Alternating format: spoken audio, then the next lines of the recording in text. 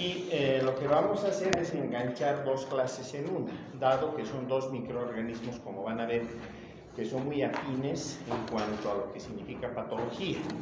Por eso es de que vamos a poder trabajar hoy con lo que significa Salmonella y lo que significa Shigella.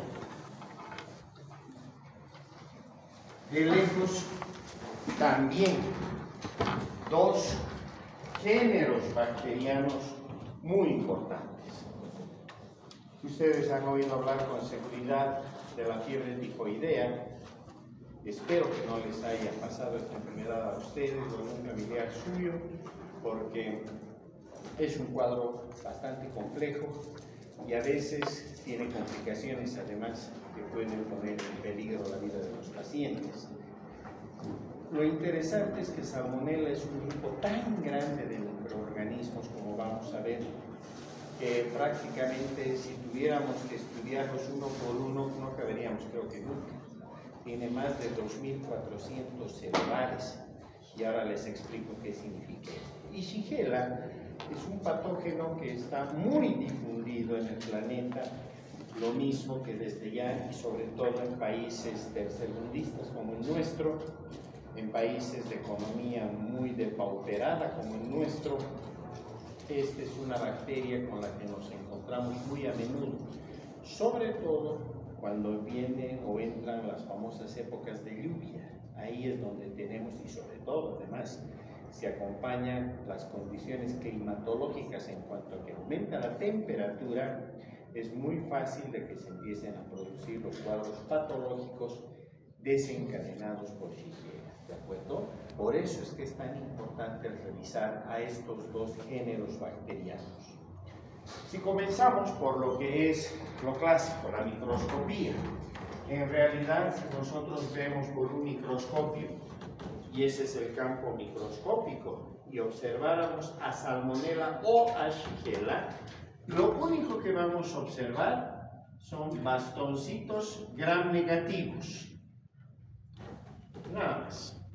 O sea que la microscopía no sirve para hacer el diagnóstico de Salmonella o Shigella, porque si nosotros, por ejemplo, observamos las deposiciones o la materia fecal de un paciente, solo vamos a ver bacilos gram negativos. Y estos pueden ser, ustedes saben que normalmente en el tubo intestinal está Escherichia coli, ¿verdad? Por lo tanto, si comparamos las imágenes son exactamente similares. Nadie en el mundo puede diagnosticar Salmonella o Shigella solo por la observación microscópica, ¿de acuerdo? Para lo único que nos sirve a nosotros esto es para manifestar que estamos hablando de típicamente bacilos gram negativos. ¿Listo? Ya está. Eso es todo lo que nos interesa en cuanto a la tinción gram, que tienen que conocerla. Estoy viendo que hay deficiencias en torno a la tinción gram y me imagino que va a suceder lo mismo con la tinción Ciel-Nielsen. Yo ya me adelanto a, obviamente, hablarles como colegas, porque en un futuro muy próximo ustedes ya van a estar prácticamente egresando como licenciadas, licenciados en enfermería, y tanto en el transcurso de lo que significa la última etapa de vuestra formación, como sobre todo ya en la etapa laboral, al hospital que vayan, van a observar que en muchos casos los laboratorios son todavía muy primarios. Lo que no falta en ningún hospital de Bolivia es un microscopio. Eso sí que no falta. Donde vayan, así se vayan al pueblo más lejano o les manden por el servicio rural, etcétera, hay un microscopio. Y hay colorantes para Ciel-Nielsen y hay colorantes para la tinción gram, ¿de acuerdo? O sea que además en estos lugares les van a decir, ¿usted es licenciada en enfermería o licenciado? Sí, hágale una baciloscopía en este momento a la paciente o haga una tinción gram para que veamos bacterioscópicamente qué cosa está aquí provocando el problema. Y si no saben hacer esto, van a tener serios problemas, ¿de acuerdo? Nadie les enseña ahí. Se supone más bien que ustedes tienen que enseñar. Así que entonces, una vez más, necesitan no manejar, sino dominar lo que es la tinción gram lo que es la tinción científica, porque muchas de las veces las coloraciones y la observación al microscopio va a ser responsabilidad de ustedes. Ahí no hay laboratoristas, no hay bioquímicas, no hay médicos patólogos clínicos o anatomopatólogos que hagan esto. Son ustedes quienes tienen que hacer e informar. Y es triste ver al llegar a las ambulancias, a veces viajan toda la noche, llegan a las 7, 8 de la mañana al Inlasa y baja la enfermera con el microscopio. No entiendo qué cosa está aquí, no he podido colorear bien y es urgente, es un paciente que se está muriendo. Les digo, ya han venido toda la noche la ambulancia hasta aquí para que nosotros veamos cuando es obligación suya la esto. ¿Se entiende? Así que entonces, por favor, repasen y mucho la tinción Gram y la tinción Siemens. ¿De acuerdo? Listo, volvemos a nuestra charla. Decíamos entonces que morfológicamente estamos hablando de bacilos Gram negativos.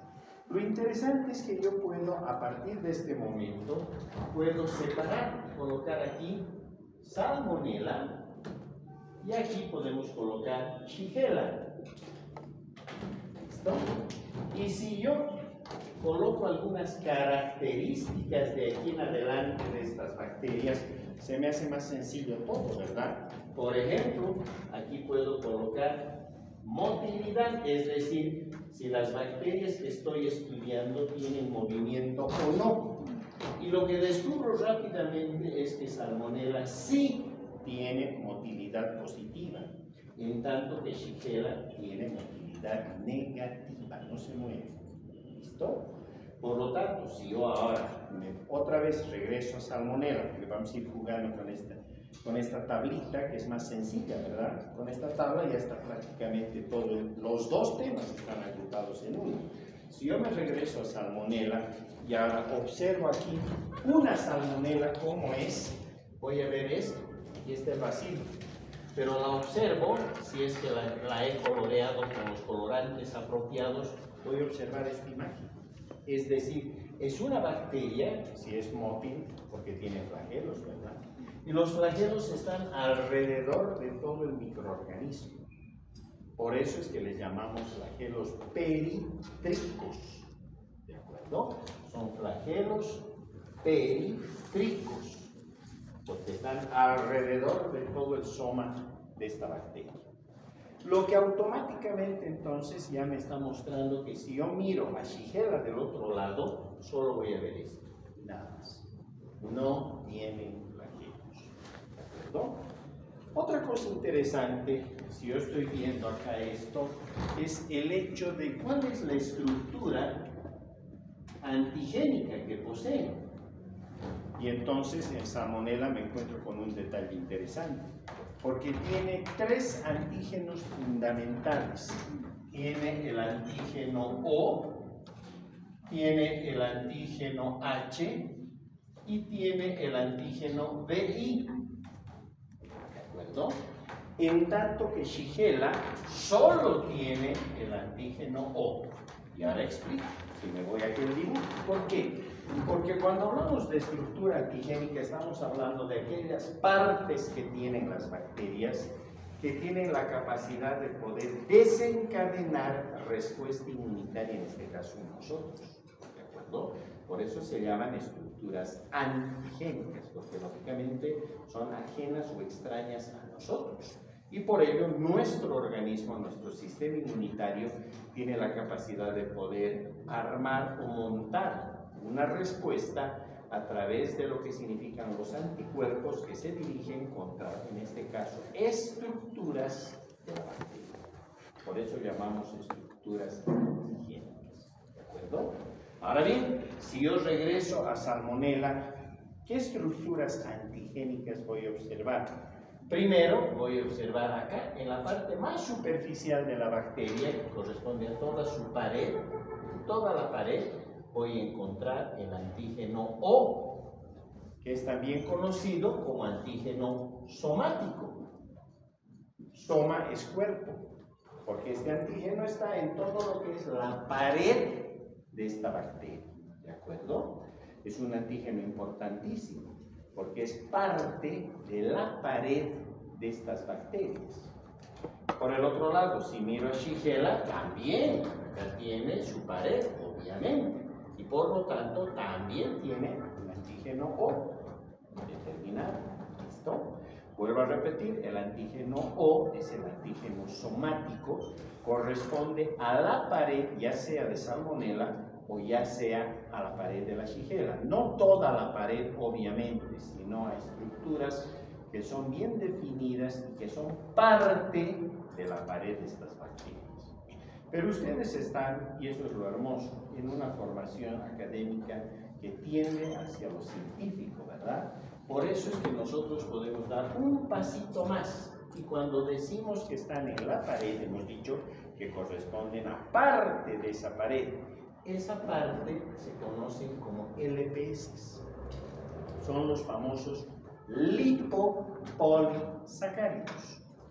Cuando ustedes han visto las generalidades de bacteriología con el profesor Esteves, he visto yo lo que él ha avanzado y evidentemente les ha mostrado cuáles son los LPS o los lipopolisacáridos que son parte de la pared de las bacterias. En este caso de las bacterias gram negativas. ¿Listo? Ahora, no anoten nada, solo escúchenme, porque esto no les vamos a preguntar en el examen, ni mucho menos, pero es para que ustedes sepan y se sitúen mejor. No tienen que anotar, ¿de acuerdo? Es como si del libro nos saliera, nos dice, diríjase a la columna que está a la derecha del libro. Vamos ahí, ¿verdad?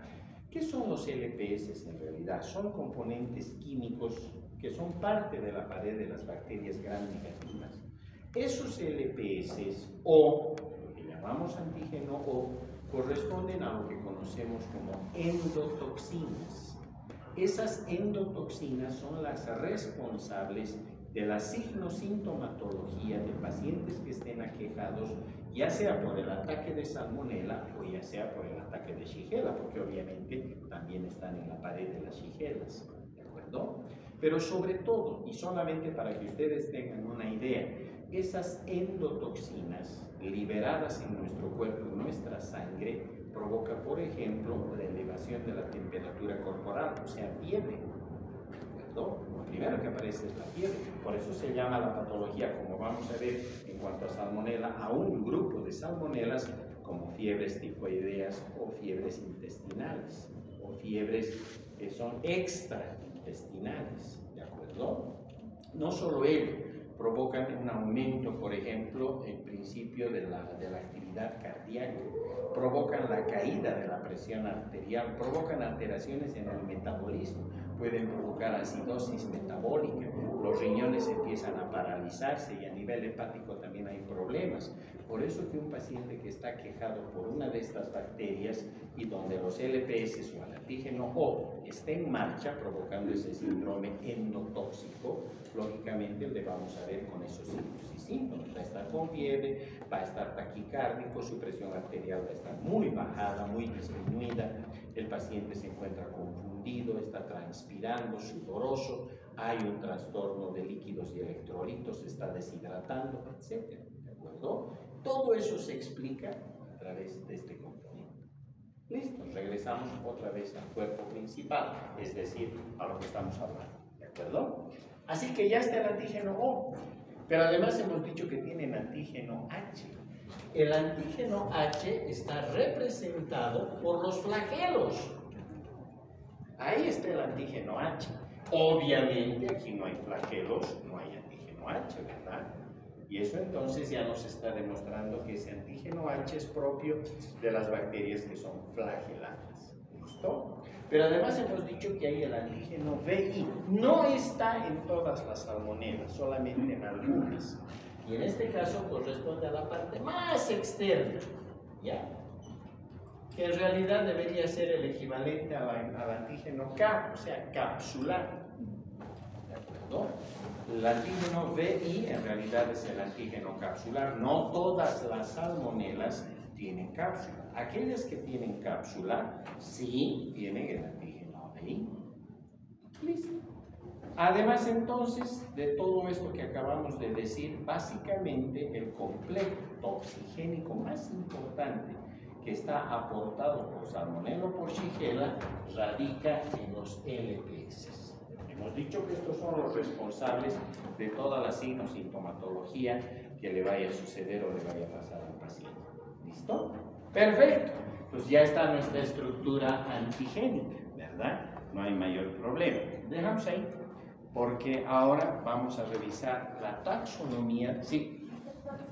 Dijo que la tienen acá y no tienen todas, ¿verdad? Claro. ¿Cómo saber que sí tienen? No, nosotros ya sabemos qué especies tienen, por eso nos queda la taxonomía. ¿Ya? Ah, está bien, perfecto. Taxonómicamente, si nosotros vemos la taxonomía de estas bacterias, primero vamos a revisar a Salmonella, desde ya. ¿Listo? Salmonella tiene solo 2 especies, no hay más. Tiene a la especie entérica y tiene a la especie Bongori, y no hay más. Y uno dice que usted acaba de decir que hay más de 2.400 variedades de Salmonella, y entonces ¿dónde están todas esas? Están. Porque entérica a su vez tiene subespecies.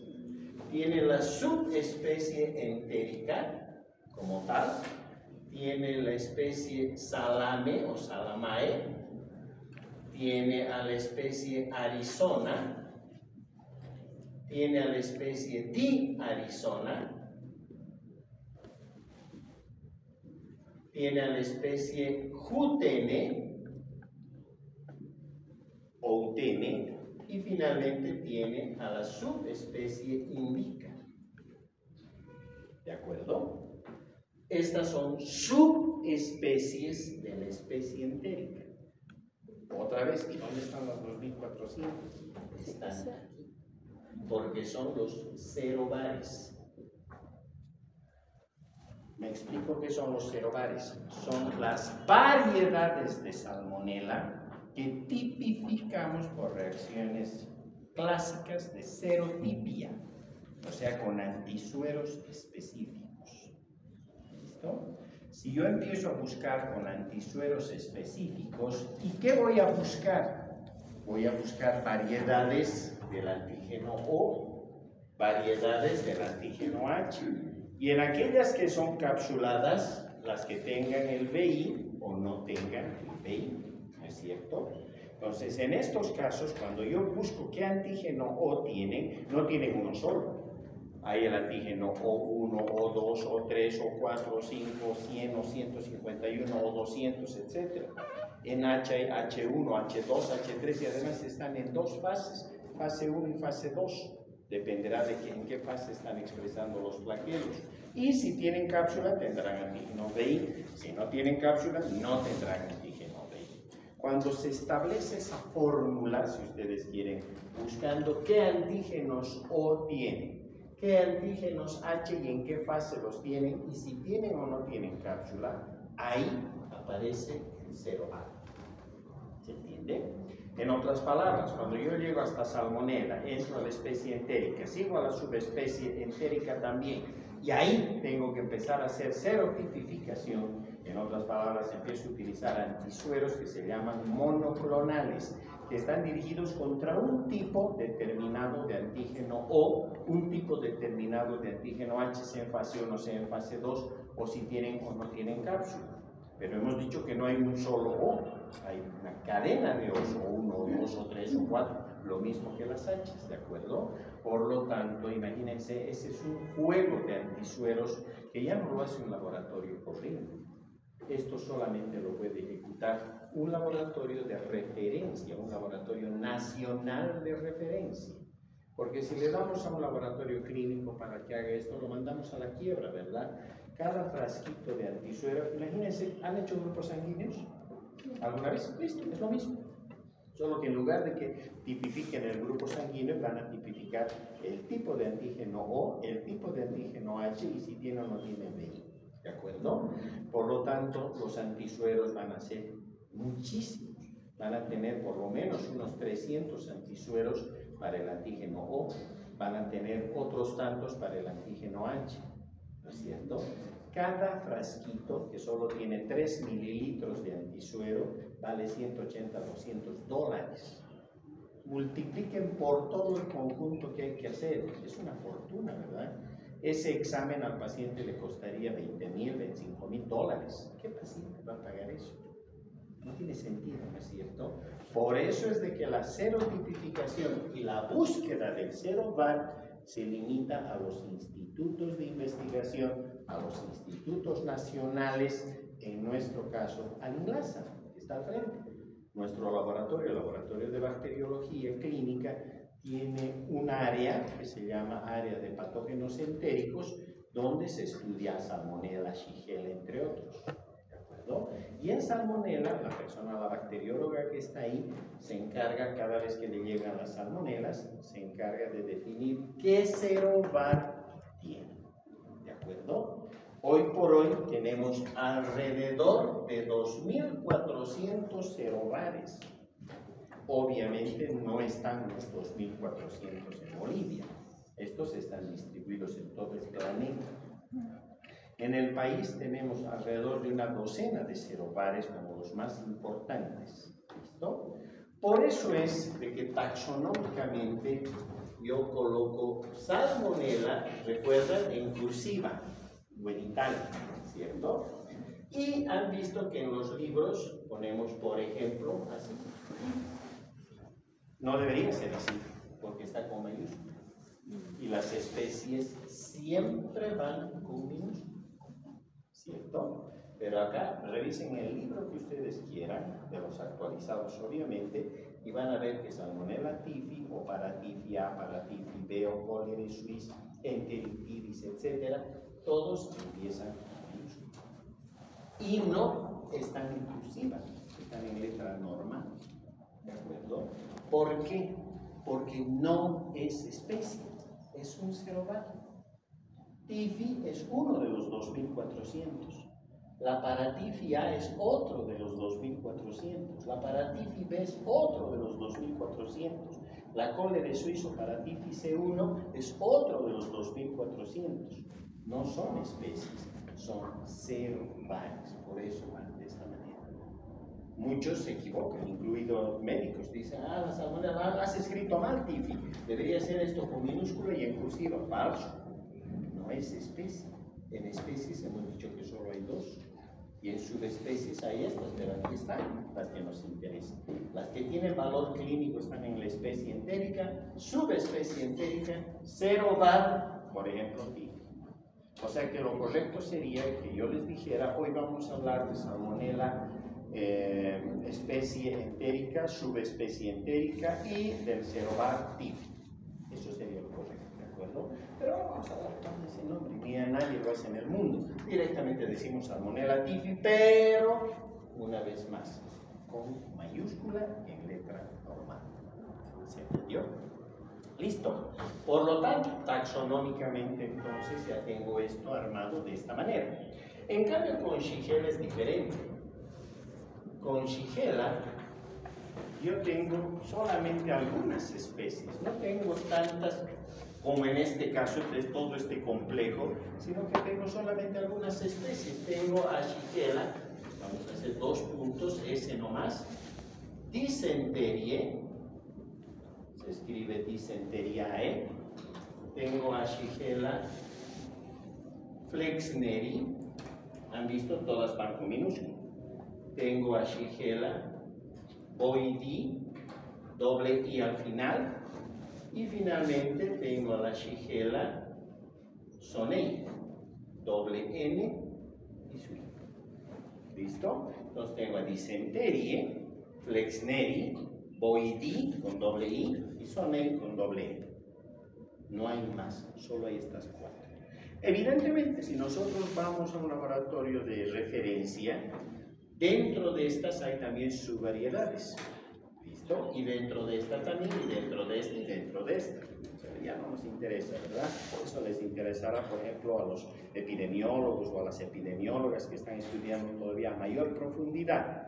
Por eso también a estas se les llama del serotipo, aquí voy a escribir así, el serotipo A, el serotipo B, el serotipo C y el serotipo D. ¿De acuerdo? O sea que si les hablan de una Shigella del serotipo A, les están hablando de disentería. Si les hablan de una Shigella del serotipo B, se están hablando de una Shigella flexneri. Si les hablan de una Shigella del serotipo C, les están hablando de una Shigella boydii. Y si les hablan de una Shigella del serotipo D, les están hablando de una Shigella sonnet. ¿Se entendió? Súper. Entonces miren qué diferencia hay entre la una y la otra, ¿verdad? Esta que tiene tantos serobares y esta otra que solo tiene 4 especies. Esta solo tiene 2, esta tiene 4 especies y acá están lo que corresponderían a sus serogrupos, ¿verdad? A, B, C y D. ¿Listo? Perfecto. Si he llegado hasta aquí, entonces ya no tengo mucho problema, porque me resulta más fácil entrar a definir qué pasa con la patología, qué provocan estas bacterias. Y si yo veo a Salmonella, obviamente le va a provocar básicamente 2 tipos de patologías, lo que llamamos las fiebres extraintestinales y me va a provocar lo que se llaman las gastroenteritis. ¿Listo? En tanto que Shigella me va a provocar lo que se llaman las disenterías bacilares. ¿Listo? Y de hecho el término disentería es muy apropiado. No lo aplicamos para cualquier deposición líquida. Hablamos de disentería o disentéricas cuando hay sangre en lo que es, en este caso, la materia fecal en forma lógicamente líquida. ¿No es cierto? Un cuadro diarreico. No es una diarrea vulgar y silvestre, sino que es un cuadro disentérico porque hay sangre en ese proceso diarreico. ¿De acuerdo? Ahora bien, vámonos otra vez mirando la patología para discriminar qué es lo que sucede aquí. Porque si yo me vengo a este lado otra vez con Salmonella y dice fiebres extraintestinales, en principio tengo que ver que todas estas, para cerrar esto más, su transmisión es por vía oral. Vía oral. ¿Listo? O sea, nos comemos o nos tomamos a las Shigellas lo mismo que a Salmonella. Esto a partir de los alimentos, obviamente que están contaminados, ¿verdad? Sobre todo los de venta callejera, los que están guardados, las cremas chantilly, los refrescos de Kisa, donde la señora que hace los refrescos, a lo mejor ella atravesado por una fiebre tifoidea, se queda como portadora asintomática, entra al baño y cada vez que sale del baño no se lava las manitos, se alza su recipiente de su refresco de momotinchi, sus deditos han entrado ahí, o cuando sirve con el cucharón se está mojando los dedos más, y la materia fecal de sus deditos, que es una materia que ni la vemos, no es cierto en este caso, pero sin embargo es suficiente para que se produzca la transmisión de esta enfermedad. ¿De acuerdo? Entonces, si son fiebres extraintestinales, vamos a poner aquí, estamos hablando fundamentalmente de la fiebre tifoidea. Y estamos hablando de lo que se conoce como salmonelosis. ¿Listo? La fiebre tifoidea que está provocada por Salmonella, ¿recuerdan? Por eso con mayúscula tifi. Obviamente. Es el agente, pregunta de parcial, el agente etiológico de la fiebre tifoidea es Salmonella tifi. En cambio de las salmonelosis, que son diferentes en lo que se refiere a su etiología, están provocadas por las salmonelas que llamamos paratíficas. Aquí está la paratifi A y está la paratifi B. ¿De acuerdo? Entonces, para hablar de salmonelosis tenemos a las salmonelas paratíficas, la paratifi A y la paratifi B que provocan las salmonelosis y la fiebre tifoidea que la provoca la salmonella típica. ¿Listo? Ya está. En tanto que, si miramos las gastroenteritis,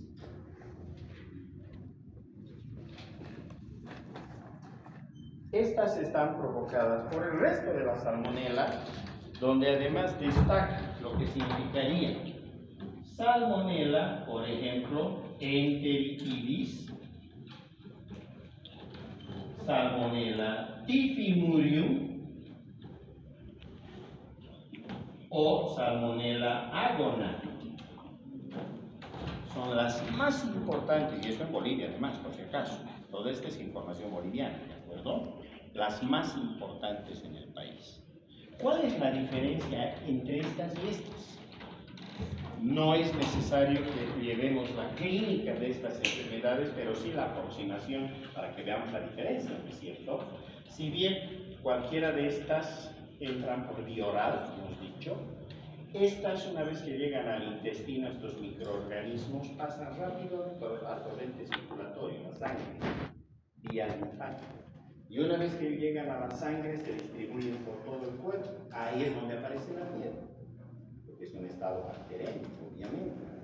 Una vez que circulan por la sangre y que pasan por el hígado, por el vaso, por eso el hígado aumenta de volumen, el vaso también, el paciente siente como una nube en su cabeza, por eso se llama tifoidea. Tipo significa nube. El paciente está desorientado, no sabe qué día es, a veces incluso olvida hasta su nombre, porque está completamente desorientado en tiempo y espacio. Febril, ¿listo? No hay diarrea, ¿no es cierto? Acá no hay diarrea. Es más, para que aparezcan estos signos y síntomas, el periodo de incubación es un periodo largo, de 7 a 14 días, no antes. Si alguien viene y les dice, ay, tengo fiebre tifoidea porque ayer he comido una salteña en mal estado, mentira. Los signos y síntomas aparecen de 7 a 14 días después de que uno se ha comido a estas bacterias, porque tienen que llegar al intestino, tienen que pasar al sistema linfático, tienen que pasar al sistema sanguíneo y eso mínimo tarda 7 días. Usualmente tardan 12 a 14 días. ¿De acuerdo? A eso le llamamos tiempo de incubación. Y recién aparecen todos los signos y síntomas que hemos manifestado. ¿De acuerdo? En tanto que estas no. Estas debutan con diarrea. Y una diarrea fuerte. Pero esta diarrea después de 48 horas de incubación. Se les dice, antes de ayer he comido una crema chantilly, me parece que estaba en mal estado porque después de 2 días me empezó una diarrea, tengo dolores abdominales, calambres abdominales, etc. ¿Listo? Entonces, estas son de instalación rápida. 48 horas ya se provoca el cuadro. Estas no. De 7 a 14 días, promedio 14 días. ¿Entendió? Listo.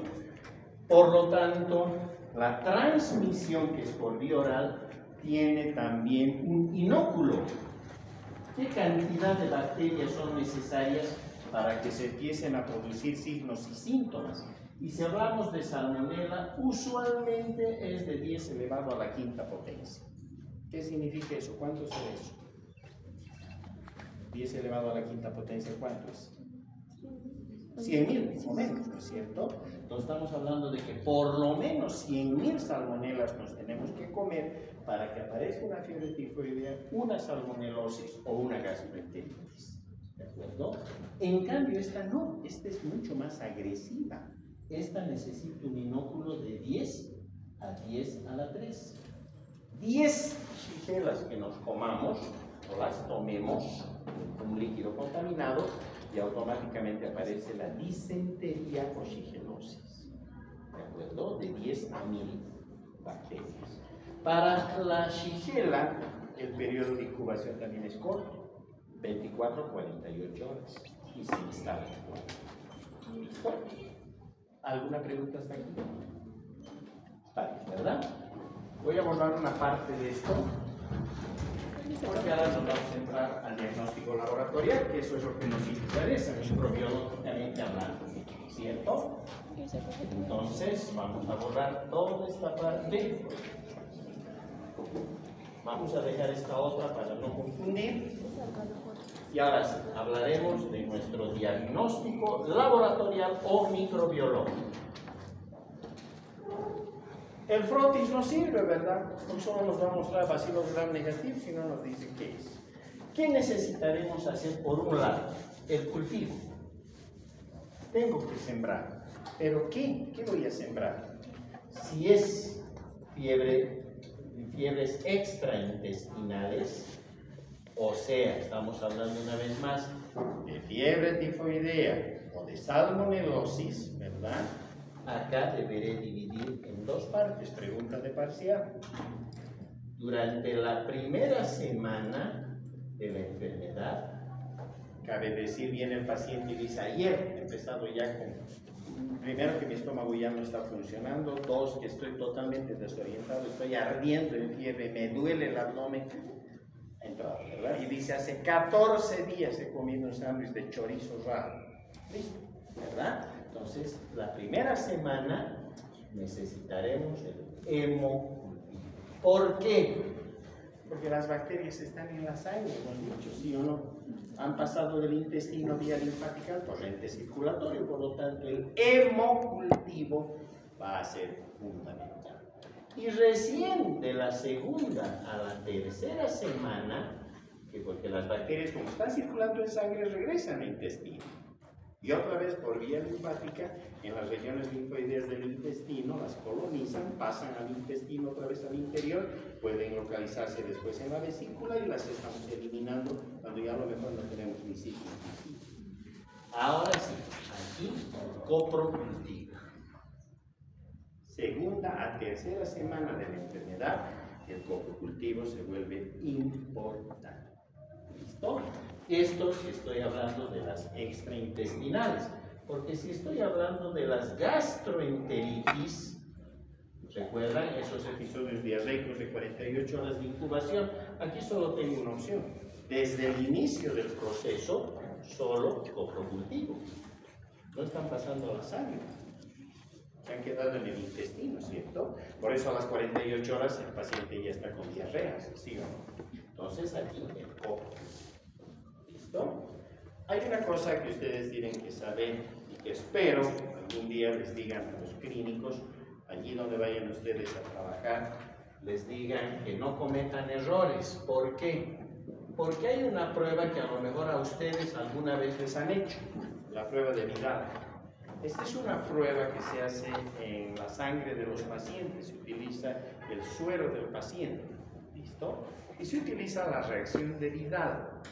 La reacción de Vidal detecta los anticuerpos contra el antígeno O, detecta los anticuerpos contra el antígeno H o detecta los anticuerpos contra el antígeno VI. Y claro, hace buenos y muchos años atrás, hace 30, 40 años atrás, decíamos título alto de antígeno O, el paciente está pasando en ese momento la fiebre tifoidea, es curso agudo. Antígenos H, memoria inmunológica, ya pasó por la enfermedad pero le han quedado anticuerpos. O si es VI positivo, los anticuerpos se han levantado contra VI, es un portador asintomático. Parece interesante, ¿verdad? Bueno, ahora ya sabemos que eso es mentira, no es tan así. ¿De acuerdo? Tan no es así que la reacción de Vidal simplemente detecta lo que llamamos anticuerpos febriles. Basta que se eleve la temperatura por cualquier razón y la reacción de Vidal, o por cualquier causa, y la reacción de Vidal se positiviza. Lo triste es que, en otras palabras, esta reacción de Vidal no sirve para diagnóstico. Pregunta de parcial. ¿Listo? No hay que utilizar. ¿Cuál es la pena? Es que muy pocos países del mundo la seguimos utilizando. En América solamente Haití, alguna isla del Caribe y nosotros. Porque eso significa que no estamos actualizados y no sabemos lo que pasa con la reacción de Vidal. Y la reacción de Vidal no sirve para diagnóstico. Pero ustedes cuando vayan al hospital van a ver que un paciente viene con algo de fiebre y que les dice que ha comido algo raro, Vidal, hemograma Vidal, automáticamente. Y por eso es de que los fabricantes de la reacción de Vidal, si nos escuchan atrás, los fabricantes de la reacción de Vidal triste y penosamente en los congresos científicos lo dicen, y además a todo nivel, que para los únicos que fabrican estas pruebas de Vidal es para los bolivianos y para los haitianos. O sea, obviamente somos como africanos de quinta categoría más o menos, ¿ya? Que nadie más en las Américas utiliza ya porque sabemos que no sirve, pero los bolivianos y los haitianos sí usamos, que son brutos definitivamente, ¿de acuerdo? Entonces, cuando ustedes vayan a los hospitales y van a escuchar cómo el médico que esté en el hospital dice reacción de Vidal para este paciente, díganle, doctor, no sirve, es un anticuerpo febril, se positiviza con cualquier proceso que el paciente pase, malaria, leptospirosis, resfrío común vulgar y silvestre, una neumonía, cualquier cosa que levante la temperatura corporal, automáticamente hace que se levanten los títulos de Vidal. Por eso es que en Bolivia decían que teníamos millones de casos de salmonela. Falso, porque todos estaban diagnosticados por Vidal. Obviamente estaban mirando lo que no. Quedamos muy mal, ¿de acuerdo? Así que pregunta de parcial. ¿Listo? ¿Qué exámenes entonces para bacteriología? En las fiebres extraintestinales, fiebre tifoidea y salmonelosis, la primera semana hemocultivo, segunda, tercera semana coprocultivo. En las gastroenteritis salmonelósicas, coprocultivo, porque esas hemos dicho que no van a ir a la sangre, ¿no es cierto? Y si yo me voy ahora a lo que significa Shigella, acá directamente me voy a ir desde el cultivo a lo que es coprocultivo. Esto obviamente en Shigella. Esto es en salmonella, para que no se confundan. ¿Listo? Ahora, en Shigella el coprocultivo es una opción, pero mejor resultado ha dado el hisopo rectal. Porque esta es una patología, si se dan cuenta, más de niños, ¿verdad? Nuestros niños, cuando tienen procesos diarreicos, más o menos del 60 al 80% de las diarreas tienen causa viral, son virus. ¿Listo? Y lo que queda o son parásitos o son shigellas, ¿de acuerdo? La mejor manera es hacer un hisopado rectal en estos niños cuando están con diarrea, y estos hisopos se los guarda en medios de transporte y se los siembra directamente en las baterías parenterobacteriales. Y listo, ya está. Así que entonces, coprocultivo o hisopo rectal. Si hemos hecho cultivo, ¿qué significa? Que todo esto que estamos haciendo, todo, va a ir a las pruebas de bacteriología. Y un medio de cultivo no es el único, hay una enorme variedad de medios de cultivo. Pero en el país usamos mucho el SS, el agar SS, porque precisamente permite aislar salmonella y Shigella. Por eso era mejor estudiar las juntas, ¿verdad? Los salmonella, Shigella en el medio de cultivo, ¿de acuerdo? Que es el SS. Y una vez que pasan el SS y las colonias son típicas, ya sean para salmonella o sean para Shigella, ya nos vamos a lo que conocemos como la bioquimiotipia. Eso, en otras palabras, es tipificar a las bacterias por su respuesta frente a las pruebas bioquímicas. Y de ahí emerge si es salmonella o es Shigella. De hecho, un buen laboratorio va a reportar en el coprocultivo o en el hemocultivo salmonella SPP, cualquier especie de salmonella, o salmonella SP, si es un hemocultivo, ¿verdad? ¿Saben lo que es SPP, verdad? Cualquier especie. Y SP, una especie. No la he podido determinar, pero sé que es una. Puede ser, vamos a suponer, un hemocultivo en un paciente que tiene el antecedente de que hace 14, 15 días comió algo raro y recién sus signos y síntomas aparecieron ayer con fiebre, le hemos tomado el hemocultivo y evidentemente aislamos a salmonella. Obviamente no le puedo poner título. ¿Por qué? Porque se supone que estoy explorando los 2.400 serobares, y eso les he dicho, ningún laboratorio de Bolivia lo hace, ni siquiera de América. Es imposible, ¿de acuerdo? Solo lo hacen los laboratorios de referencia. Por lo tanto, si yo he aislado esa salmonella, le pondré en su diagnóstico salmonella SP. Si el médico o si la doctora que está a cargo del paciente es una persona inteligente, Va a decir, un paciente que hace 14 días ha comido algo raro, sus signos y síntomas han empezado esta mañana, ha debutado con una fiebre intensa, le hemos tomado el hemocultivo y bueno, tomando el tiempo del hemocultivo, este se ha vuelto positivo, ha mostrado positividad, han encontrado salmonela. Pues obviamente, si está en el hemocultivo, ¿qué salmonela tendría que ser por lógica? Fuerte, díganlo. Si estamos encontrando en el hemocultivo a esa salmonela, ¿qué salmonela tendría que ser? De las extraintestinales, ¿no es cierto? Por lo tanto, ¿cuáles podrían ser? O tifi, o paratifi A, o paratifi B, ¿no es cierto? O es fiebre tifoidea o es una salmonelosis, ¿sí o no? Lo interesante es que la clínica es muy similar en esos casos y el tratamiento es el mismo. O sea que si el médico o la doctora que está a cargo del paciente es inteligente, si le mandan con salmonella SP va a decir, esto es tifi o es paratifi. El tratamiento es el mismo. ¿Listo? Lo más que se hará es que ese laboratorio va a mandar esa cepa al centro de referencia, que es el INLASA, para que allí la serotipifiquen y los resultados recién llegarán en un mes, que va a tardar en INLASA, obviamente, es un trabajo muy arduo. Pero no interesa porque el diagnóstico ya está hecho. El tratamiento ya se dio un mes más. Después de un mes, cuando nos llega el serotipo que había sido, vamos a suponer, una tifi, el paciente ya está dado de alta, ya está en su casa y está perfecto, ¿verdad? Porque la clínica, hemos dicho, es similar, el tratamiento es el mismo. ¿Se entendió? Listo.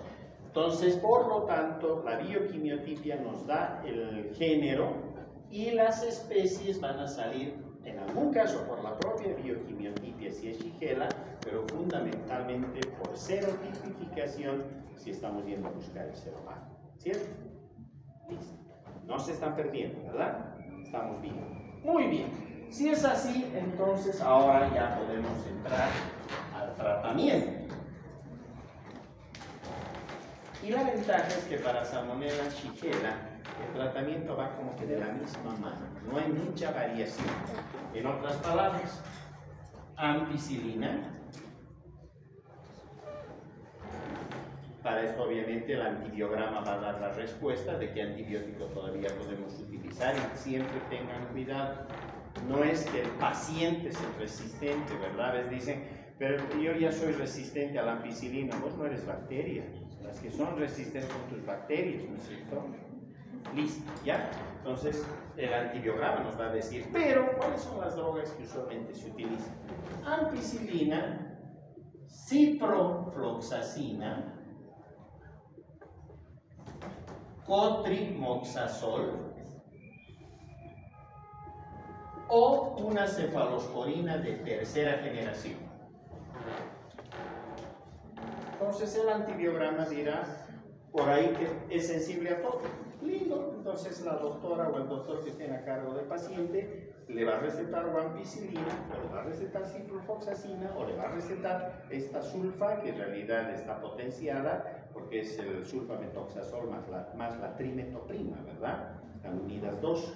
O le va a dar una cefalosporina de tercera generación, cefotaxima, ceftazidima o ceftriaxona, ¿de acuerdo? Y el cuadro va a ir sin problemas. ¿Listo? Ya sea salmonella, ya sea Shigella, el tratamiento va prácticamente por el mismo lado.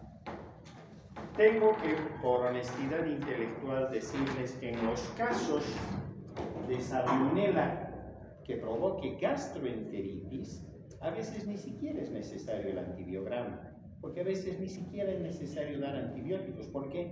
Porque se quedó solo en el intestino, se ha limitado solo al intestino, ¿verdad?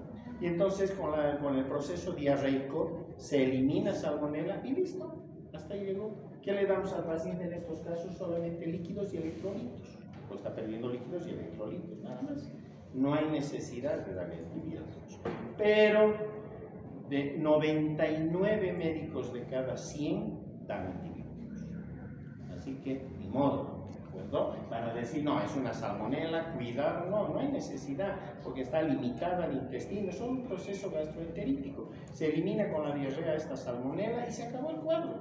Va a pasar por sí solo, ¿listo? Pero vuelvo a repetir, 99 de cada 100 dan antibióticos. ¿Y qué antibióticos van a dar? Cualquiera de estos. ¿Vio? Listo. La transmisión, ya en la parte epidemiológica final, la transmisión es muy importante en estos casos, porque obviamente Salmonella y Shigella circulan más en países subdesarrollados, como el nuestro. Eso es verdad, eso no podemos negarlo.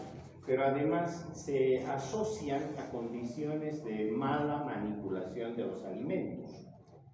Los alimentos de venta callejera que están mal manipulados, las personas que entran al baño y no se lavan las manos después de haber entrado al baño, ya están contaminando sus alimentos, ¿verdad? Y por lo tanto hay una alta posibilidad de que proceda un problema de estos luego de la ingesta de cualquiera de sus alimentos. Se suma el hecho de las moscas, sobre todo para Shigella. Las moscas transportan en sus patas, se depositan en las moscas allá donde hay materia fecal al aire libre. Y lamentablemente todavía en nuestro país hay mucho fecalismo al aire libre, ¿verdad? Por lo tanto, se asientan las moscas en esa materia fecal, luego levantan vuelo, vienen a nuestra casa, se entran y, por ejemplo, se asientan sobre los alimentos, etcétera, los contaminan, sobre todo con Shigella, ¿de acuerdo? Y el agua no potable. El agua no potable tiene la alta probabilidad de transportar Salmonella y transportar Shigella. Con lo cual se darán cuenta que estas son enfermedades que están muy ligadas a lo que significa el entorno social de la población. ¿Cuándo hacemos retroceder a estas enfermedades? Cuando las condiciones generales de la población mejoran, cuando hay alcantarillado para todos, cuando hay agua potable para todos, cuando tenemos obviamente un sistema de disposición de excretas como tiene que ser, ¿verdad? Cuando aprendemos a que hay que lavarse las manos después de salir del baño y antes de servirnos cualquier alimento. Entonces, cuando esto así va encadenado, automáticamente estas enfermedades empiezan a retroceder. ¿Listo? Eso es muy claro y siempre hay que tenerlo en mente para enfrentar a este tipo de patologías. Por lo demás, obviamente es bueno conocer lo que pasa con la etiología y lo que pasa con la bacteriología de estas enfermedades. Se han visto que los inóculos para Shigella son muy chiquititos. Con 10 ha sido suficiente para que nosotros podamos enfermarnos, sobre todo nuestros niños, que son los que más caen por estos problemas. Por lo tanto, una vez más, no es suficiente saber microbiología, sino que hay que saberla adaptar a la realidad social y a la realidad política de nuestra población. En tanto estemos lamentablemente todavía sumidos en pobreza, mientras estemos sumidos en los problemas estructurales como país, mientras estemos peleándonos entre politiqueros y sin responder a las necesidades reales del país, estas enfermedades siempre van a seguir de moda y es por eso que las estudiamos, ¿de acuerdo? Muy bien, muchísimas gracias.